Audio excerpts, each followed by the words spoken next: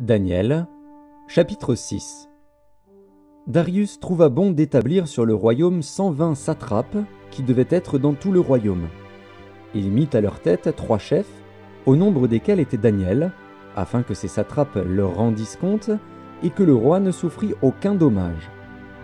Daniel surpassait les chefs et les satrapes parce qu'il y avait en lui un esprit supérieur, et le roi pensait à l'établir sur tout le royaume. Alors les chefs et les satrapes cherchèrent une occasion d'accuser Daniel en ce qui concernait les affaires du royaume. Mais ils ne purent trouver aucune occasion ni aucune chose à reprendre parce qu'il était fidèle et qu'on n'apercevait chez lui ni faute ni rien de mauvais. Et ces hommes dirent : « Nous ne trouverons aucune occasion contre ce Daniel, à moins que nous n'en trouvions une dans la loi de son Dieu. » Puis ces chefs et ces satrapes se rendirent tumultueusement auprès du roi et lui parlèrent ainsi : « Roi Darius, vis éternellement. Tous les chefs du royaume, les intendants, les satrapes, les conseillers et les gouverneurs sont d'avis qu'il soit publié un édit royal avec une défense sévère, portant que quiconque, dans l'espace de 30 jours, adressera des prières à quelque dieu ou à quelque homme, excepté à toi, ô roi, sera jeté dans la fosse aux lions.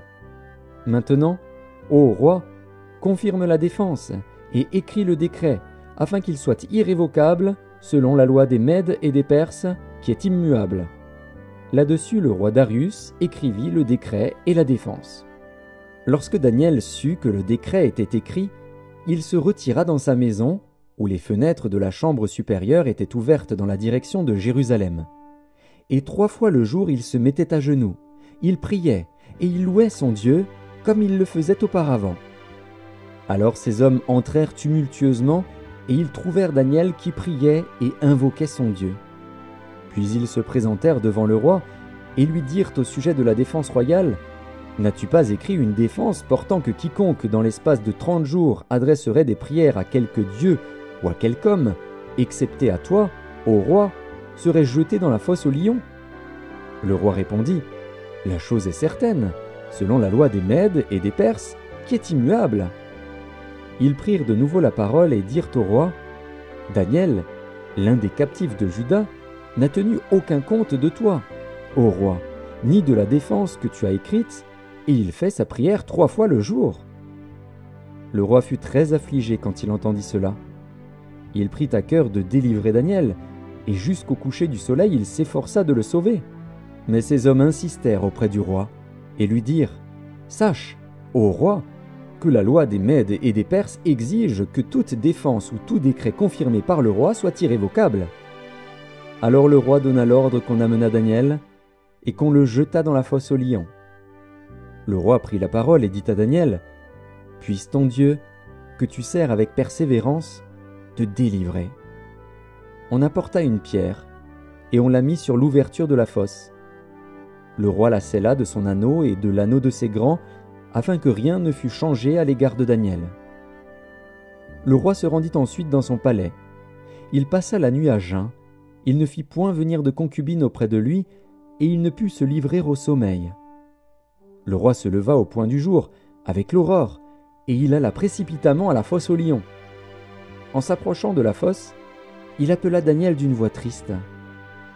Le roi prit la parole et dit à Daniel : « Daniel, serviteur du Dieu vivant, ton Dieu, que tu sers avec persévérance, a-t-il pu te délivrer des lions ?»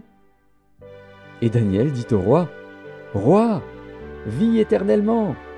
Mon Dieu a envoyé son ange et fermé la gueule des lions, qui ne m'ont fait aucun mal, parce que j'ai été trouvé innocent devant lui.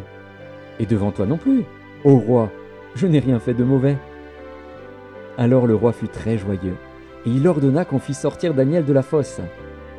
Daniel fut retiré de la fosse, et on ne trouva sur lui aucune blessure, parce qu'il avait eu confiance en son Dieu.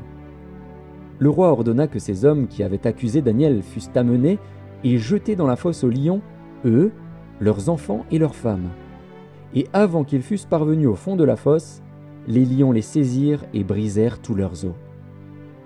Après cela, le roi Darius écrivit à tous les peuples, à toutes les nations, aux hommes de toutes langues, qui habitaient sur toute la terre, que la paix vous soit donnée avec abondance. J'ordonne que, dans toute l'étendue de mon royaume, on ait de la crainte et de la frayeur pour le Dieu de Daniel, car il est le Dieu vivant, et il subsiste éternellement, son royaume ne sera jamais détruit, et sa domination durera jusqu'à la fin. C'est lui qui délivre et qui sauve, qui opère des signes et des prodiges dans les cieux et sur la terre. C'est lui qui a délivré Daniel de la puissance des lions. Daniel prospéra sous le règne de Darius et sous le règne de Cyrus, le Perse.